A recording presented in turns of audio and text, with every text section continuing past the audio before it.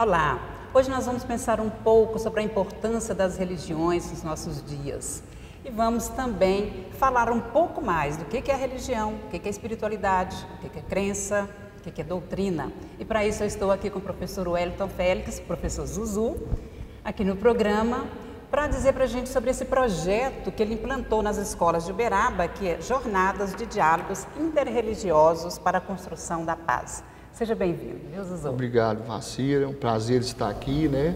E falar um pouquinho, né, de valores, de espiritualidade, de cidadania, que também faz parte dentro do nosso conteúdo, de construção do ser humano na sua amplitude, né? Isso. Quando você elaborou esse projeto, Zuzu, você foi motivado por quê? Quais circunstâncias?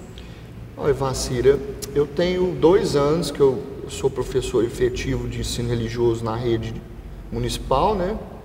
E eu comecei a perceber o seguinte, o nosso público é ensino fundamental, são os meninos na faixa etária de 12, de 11 até 14, 15 anos, e eu comecei a perceber que os meninos estavam muito soberbados de teoria, né?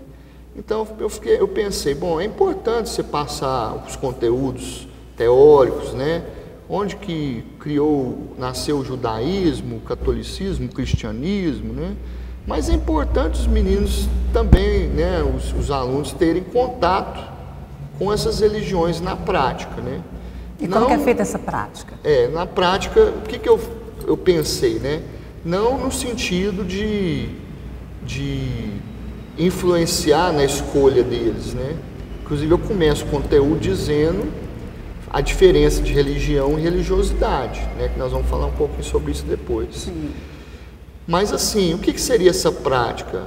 É quem lida com a religião e trazer, convidar ele à escola para essa pessoa contar um pouquinho o cotidiano dele com relação à sua religião, o seu trabalho que ele faz na cidade, como é, por exemplo, ser um judeu em Uberaba, como é ser um umbandista, uma pessoa do candomblé, uma pessoa do catolicismo, né? Ele experienciar aquilo para os meninos. Então, o projeto nasceu disso. Eu pensei, nossa, eu preciso não só falar sobre, mas eu preciso mergulhar nessa religião para eu mostrar para o aluno realmente o papel, a contribuição dessa religião para a nossa sociedade local. Então foi aí que nasceu o diálogo.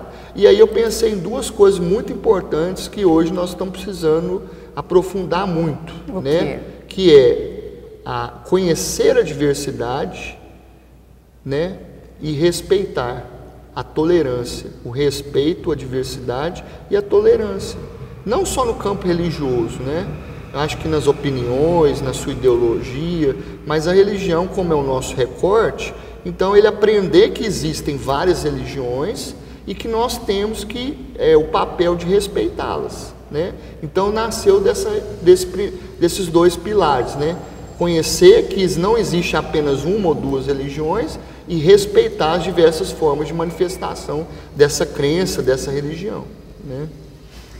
Professor Zuzu é mestre em Educação pela Universidade Federal do Triângulo Mineiro, nossa UFTM, especialista em Ciências da Religião, é graduado em Direito e em Ciências Sociais e professor da Educação Básica da Rede Municipal e Estadual de Ensino. Você trabalha nos conteúdos de Sociologia, Filosofia e Ensino Religioso? Ensino religioso, são os 3. E a partir dessa pesquisa, da elaboração desse projeto, que aliás já está implantado, qual que é a metodologia que você utiliza das jornadas?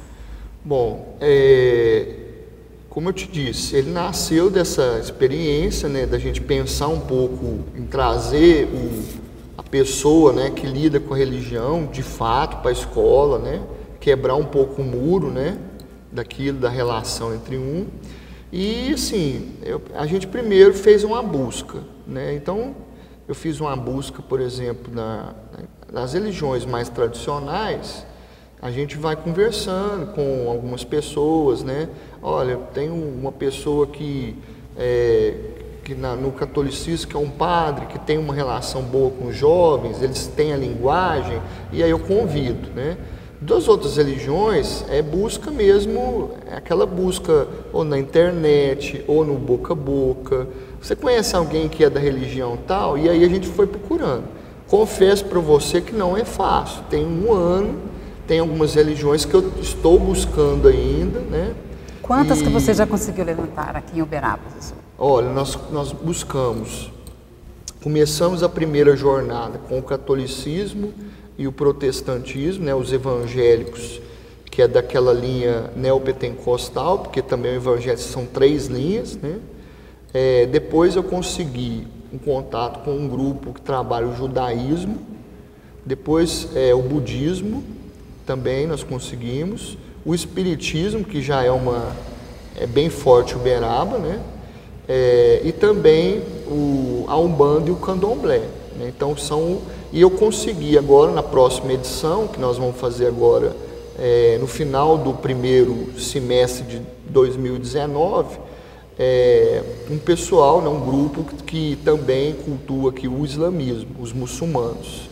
E estou buscando mais o hinduísmo, né? Consegui um grupo que é uma seita, aí nós vamos falar sobre isso também, que são os Hare Krishnas, né? Ele na verdade ele é uma evolução do hinduísmo, né? Que eles cultuam o Krishna, que é uma entidade que, como se fosse em relação ao budismo, que cultuam Buda, né? Eles cultuam o Krishna, né? Que era um príncipe, né, indiano. Então nós tivemos contato e ele participou da nossa segunda, o líder da religião, né? Que no caso deles é um profeta, tem alguns nomes específicos. Ele participou da nossa segunda edição. Então são essas basicamente. Estamos buscando outras? Estamos. Inclusive eu estou até tentando algumas religiões, alguns contatos das cidades maiores, vizinhas, né? Uberlândia, Ribeirão Preto, para ver se eu consigo trazer outras religiões para a gente conseguir atingir o objetivo principal da diversidade mesmo, que o aluno possa ter contato com essas religiões. As jornadas acontecem nas escolas que você trabalha? Hoje a jornada, como é um projeto novo, né, ela acontece na Escola Santa Maria, que felizmente eu tenho um apoio assim, 100% da minha diretora, né, da Valéria Salgado, que se não fosse o apoio dela, talvez não seria possível eu trabalhar esse projeto. Então hoje acontece no Santa Maria. Mas a intenção hoje, a própria secretária Silvana Elias, né, do Departamento Cultural, que é a professora Edilene, tem recebido ótimas informações do projeto, e a ideia é talvez a gente aumentar, né, o desenvolvimento dele em outras escolas. E como é a recepção dos alunos com esses debates? Porque tem uma roda de conversa também, né? Eles escutam, depois vem os... Você me perguntou da metodologia, eu falei um pouco da pesquisa, mas não falei da execução, né? Na verdade é o seguinte, eu converso com os convidados, você vai fazer eu preciso que você faça uma exposição do seu trabalho local, né? Porque a parte de teoria eu já passei para os alunos. Qual é o livro sagrado do judaísmo? É a Torá. Do catolicismo, a Bíblia. Isso você já trabalhou previamente? Isso eu já trabalhei com eles, né, durante o semestre. Então eles já estão sabendo, eles já sabem a parte teórica. Então eu falo, eu quero que você fale para mim o que é ser, por exemplo, um babá, né, ou um pai de santo no seu centro. O que você faz com a comunidade que você responde, que você trabalha? Como é isso? Aí ele faz o convidado faz uma exposição de 20 minutos, mais ou menos, e aí geralmente são diálogos, então eu convido 2 ou 3 de religiões diferentes, então geralmente sempre tem um espírita, um do Candomblé, um seguidor, por exemplo, da Umbanda, ou às vezes tem um judeu com um pastor, então eu sempre convido para ter esse diálogo entre um e outro. E aí eles fazem essa exposição de 20 minutos, e aí é aberta a perguntas. E geralmente dura 2 horas o diálogo. E é muito, muito bacana, porque eles perguntam de tudo, não tem censura. Perguntam sexualidade, perguntam, por exemplo, qual a relação da religião deles com a questão do aborto, qual é a relação, por exemplo, da religião deles com o homossexualismo. Então eles perguntam de tudo. E é bem livre mesmo, sabe? O que tem que fazer para entrar na religião? Por que o padre, por exemplo, ele não casa? Então são perguntas que o aluno ele desenvolve livremente. Isso, né? Já puxa até para a história da construção das religiões. Sim, puxa para tudo. Por exemplo, como é que é ser o padre aqui em Uberaba? O que você faz? Você tem vida pessoal? Aí o padre, não, gente, nós somos gente, nós somos... Então tem muito disso, e isso é o que eu te falei, ajuda você a trabalhar tolerância e outra coisa muito importante que eu tento trabalhar, desmistificar. Por exemplo, a religião. Nós sabemos que existe durante muitos anos um mito em cima da Umbanda e do Candomblé, que é a religião do mal, que faz mal para as pessoas, né? Que é a religião que faz feitiçaria. Então eu trabalho essa parte também, para o menino entender que nós temos que respeitar, que é uma crença que veio lá da África, que nós temos uma influência, que o Brasil ele não é europeu apenas, que ele teve uma influência histórica dos negros, a importância dele, da África, né, principalmente, e que ele tem que ser, isso faz parte do nosso processo cultural, da nossa construção de identidade, né, brasileira. Então isso também é trabalhado dentro do projeto. Você me mostrou aí fotografias, Zuzu, que tem uma participação muito grande dos alunos. É um grupo grande. Quantas pessoas mais ou menos têm participado? Olha, nós temos no Santa Maria nós temos, o ano passado, são 2 nonos e 3 oitavos, aproximadamente 150 alunos. Esse ano nós vamos ter 3 oitavos e 3 nonos, então nós vamos chegar a quase 200 alunos. Né? Você tem um calendário pronto para as apresentações das jornadas? Eu não tenho um calendário assim, vai ser no dia tal, mas eu tenho o período, geralmente é no final do 2º bimestre, que é mais ou menos maio, junho. Por quê? Porque eu já lecionei, eu já dei o conteúdo necessário para eles participarem do diálogo, né? Então geralmente é isso. Agora você vai me explicar a questão do ensino religioso. Eu tive uma formação que existia o ensino religioso, né? Em todos os colégios. Depois, dizem que o ensino religioso saiu da grade das escolas, depois trabalhou valores humanos, agora você vem com esse projeto mesmo, parece até um resgate a tudo somado. Na verdade é o seguinte, o ensino religioso, ele mudou vamos dizer assim, o seu viés, né? O que aconteceu? Com a Constituição de 88, né, o nosso Estado, o Brasil, ele é um país laico. Então, eu vou falar mais, Vassi, da escola pública, que é onde a gente trabalha mesmo. A escola pública, hoje, pela LDB, o artigo 33, né, ela é uma demanda que ela tem que ser oferecida obrigatoriamente pelo poder público. O que mudou? É justamente isso que nós estamos conversando. Hoje, por exemplo, numa escola pública, o professor de ensino religioso ele tem que ser dinâmico. Ele tem que pesquisar, ele tem que correr atrás e ele tem que mostrar para o aluno uma diversidade, por exemplo, da questão religiosa, né? Ela não é voltada para uma religião X ou Y. Então hoje ela é uma demanda obrigatória na escola pública, no ensino fundamental, tanto de sexto, do primeiro, o ensino fundamental 1, quanto do ensino fundamental 2, que é a área onde nós trabalhamos, que eu trabalho, de 6º a 9º ano. Então, o que acontece? Ela é uma demanda, e aí já a gente, como é um conteúdo bem amplo, a gente trabalha dentro do ensino religioso, não apenas, eu costumo dizer, ciência da religião e religiosidade. Então, por exemplo, eu tenho uma divisão de conteúdos, né, dentro dos parâmetros curriculares. Eu trabalho, por exemplo, 6º e 7º ano, valores. Então eu trabalho busca da cidadania, o que é a vida, né? O que é a família, o que é, por exemplo, o respeito ao meio ambiente, o que é, por exemplo, a construção da socialização, a amizade, né? Eu já falei a família, né? O valor da escola. Então são temas transversais que a gente trabalha, por exemplo, valores humanos e filosofia. Que é diferente da educação religiosa. Que é diferente da educação religiosa. Qual é essa diferença? A educação religiosa, ela vai trabalhar religião, dogma, vai trabalhar, por exemplo, rito, né? Então, assim, eu trabalho isso? Trabalho. A gente trabalha no 8º do 9º. Mas nós trabalhamos ciência da religião. Por quê? Porque nós vamos estudar mais o perfil do nosso conteúdo. Ele está voltado para o fenômeno religioso, que ele pode se apresentar através de várias manifestações.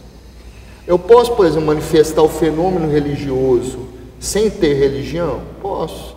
É o que nós vamos falar, isso chama religiosidade.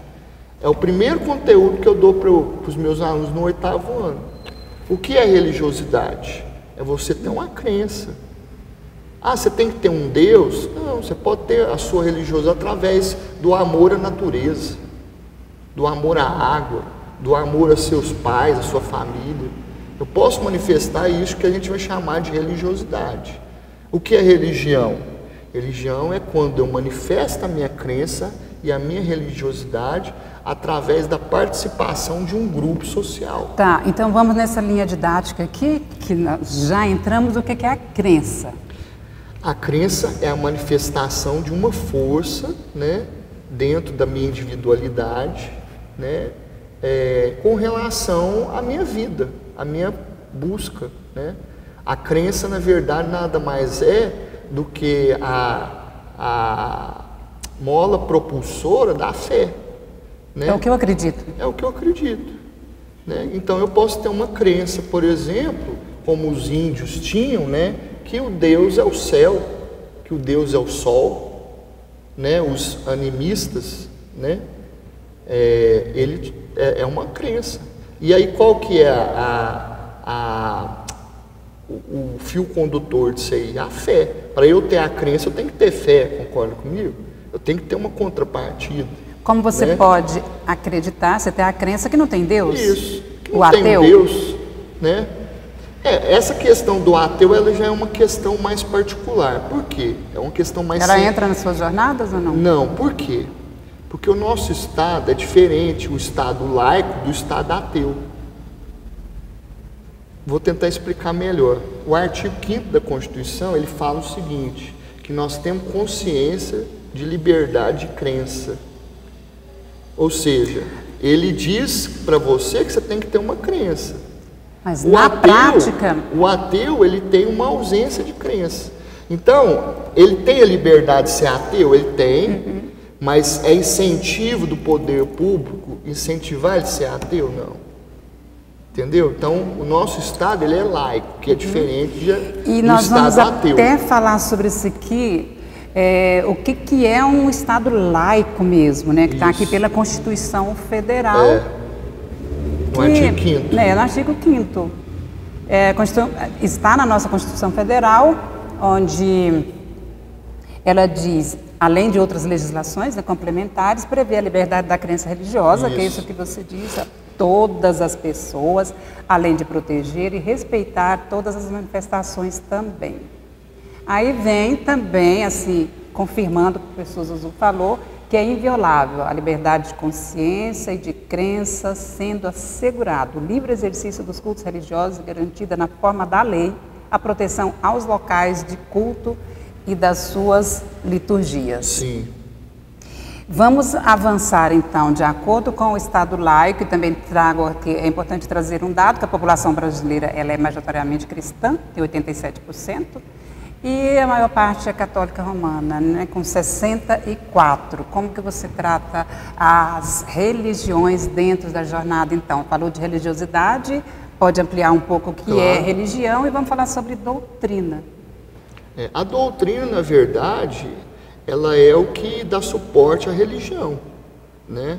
Eu tenho, por exemplo, a doutrina kardecista. Ela é uma doutrina, é um livro, é um estudo teórico, né, que foi desenvolvido principalmente por Allan Kardec, né, que era um francês que criou o kardecismo. Então, o que dá suporte teórico para aquela religião, né, é a doutrina. Então, que é o Espiritismo. No caso, que eu dei o exemplo aqui, o Espiritismo. Mas, por exemplo, eu tenho a doutrina do catolicismo, que não chama de doutrina, né? Mas qual que é o livro sagrado teórico deles? A Bíblia, que tem o Antigo Testamento, o Velho e o Novo Testamento. Então, a doutrina, nós podemos dizer que é a parte teórica da religião. Aí você vai me perguntar assim, mas e aí? E o candomblé e a umbanda? Eles têm doutrina? Eles têm. Só que eles têm um detalhe. A cultura deles, ela foi construída com base na cultura oral, na oralidade. Então, ela é passada... Não tem um livro. Não tem um livro. Então, ela é passada através do quê? Da prática dos costumes, do pai de santo, do mais velho da casa, para os seus seguidores. Então, se tentando fazer esse movimento para se inscrever, para se registrar, estão. Algumas casas já fazem. Eu consegui ultimamente, agora eu fiz uma pesquisa tem pouco tempo, de uma casa do Rio de Janeiro que já criou uma apostila, cadernos, né, sobre a Umbanda. Então, cadernos, inclusive, bem profundos, né? Então, eles estão começando a fazer esse exame, porque hoje, na nossa sociedade, isso se perde. O escrito, ele é muito importante, né? Então, você deixar um pouco solto, você vai se perdendo os costumes. Então, ela tem a doutrina? Tem, mas ela não é escrita. Então, essa é uma diferença, mas é o que dá o embasamento teórico para o seguir da religião deles, né? E aqui em Uberaba nós temos vários, né? Temos vários. Esse dado que você falou, ele é muito importante, 64%, né? Porque o brasileiro, ele tem uma questão também, porque o que aconteceu no momento histórico do nosso país? Como as religiões afro, elas foram meio que proibidas, né? O que eles fizeram? Eles se organizaram dentro do catolicismo. Mas aí eles usaram certas, por exemplo, santos, para meio que cobrir os orixás. Então, por isso que nós temos hoje essa mistura. Você deve com certeza conhecer uma pessoa que ela vai no catolicismo, na igreja, na missa do final de semana, mas que durante a semana ela vai no centro de kardecista ou de umbanda tomar um passe. Então, mesmo que esse dado ele tem 64% de pessoas que se declaram católicas, mas que elas não são exclusivamente católicas. E isso acontece. Muitos são por tradição, né? Ou não. Às vezes as pessoas, é o que nós estamos falando aqui da questão da religiosidade. Ela busca religiosidade, às vezes, não só num lugar. Ela quer buscar em vários lugares, né? E aí, quando a pessoa diz, quando a gente sente, olha, eu não tenho uma religião definida, eu tenho a espiritualidade, qual é a diferença? Está dentro dessa busca? Está dentro da religiosidade. A espiritualidade, na verdade, é aquela força, né, interior. Né? Eu tenho uma espiritualidade. Então, na verdade, é uma força, manifestação interna, mas, na verdade, ela está buscando o quê? É uma pessoa que tem religiosidade. Que ela vai construindo um modo de viver no mundo. No mundo dela. E com os mundos. Né? Existe um troca-palavras que eles usam muito, que é o seguinte: o que é ter religiosidade? É você estar bem consigo mesmo. Então eu posso ter uma pessoa religiosa que busca religiosidade, que tem religiosidade? Tem. Eu posso ser uma pessoa que tem religiosidade que não é religiosa? Tem. Eu posso ter uma pessoa religiosa que não tem religiosidade? Posso. Posso ter uma pessoa, por exemplo, que tem uma religião específica, mas ela ainda não está bem com ela mesma. Ela ainda é uma pessoa que pratica o mal no seu dia a dia, uma pessoa amargurada. Então, essa pessoa ainda não atingiu a sua religiosidade. Como que você vê os alunos que participam da jornada nesse aspecto aí? Eles adoram. Eles acreditam, ou eles têm as crenças deles, eles têm religião Eu ou não? Eu não entro nessa discussão. Não? Não, por causa da questão da liberdade e eles de manifestam? Às vezes não. Sim, às vezes não. Às vezes eles querem conhecer. Por exemplo, eu tive um aluno no 9º ano agora, que ele se dizia, declarava para mim veementemente ateu. Tudo bem. O dia que ele viu a palestra do judaísmo, depois ele falou para mim assim: ô professor, eu adorei aquela palestra, foi muito bacana, mas você falou para mim que era ateu. Não, mas eu gostei demais da parte histórica do livro, eu aprendi muita coisa com aquela palestra hoje, fiquei muito feliz. Falei, oh, que bom. Então, está vendo? Nós não temos essa questão de procurar que eles acreditem em algo ou tenham uma religião específica. Não, na verdade é que ele conheça, né? Conhecimento, que ele tenha conhecimento, que ele aprenda coisas novas. Então, nós não entramos nessa porque eu considero isso íntimo, né? Nós consideramos isso íntimo. É igual chegar para você e falar assim: qual que é o seu time de futebol? Qual que é o seu time? Qual que é a sua comida preferida, tal?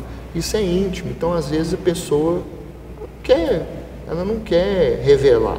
E a gente procura trabalhar isso dentro desse limite, né? Qual que é o seu sonho, Zuzu, de chegar com esse projeto até onde?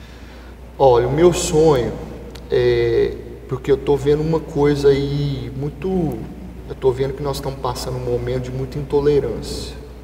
As pessoas hoje estão perdendo o senso de ouvir, de respeitar. E o meu sonho é que a gente consiga atingir com esse projeto essa cultura da paz. Por isso que ele fala, né, para a construção da paz. Essa cultura da paz é a cultura no sentido de eu poder, por exemplo, pensar diferente de você, de eu poder cultuar os deuses diferentes dos seus, mas que eu tenha respeito, que eu consiga respeitar um ao outro. Essa é a mensagem. Se os alunos saírem com essa cultura, a construção dessa cultura da paz, que inclusive o ano passado teve uma votação da LDB e ela foi incluída dentro do preâmbulo da LDB. Se você olhar lá, eu fui fazer uma pesquisa recentemente e eu percebi. Foi criado ano passado, 2018, super atual, né? Um inciso que fala o que você tem os princípios, né? E aí foi inserido lá, construção da cultura da paz. E é isso que é o nosso objetivo, construir essa concepção, essa consciência, né? Muito obrigada, Zuzu. Terminamos o programa, entrevistei o professor Wellington, professor e mestre Wellington Félix Cornélio, conhecido Zuzu, que falou sobre a jornada de diálogos interreligiosos para a construção da paz. Muito obrigada por sua companhia e até breve.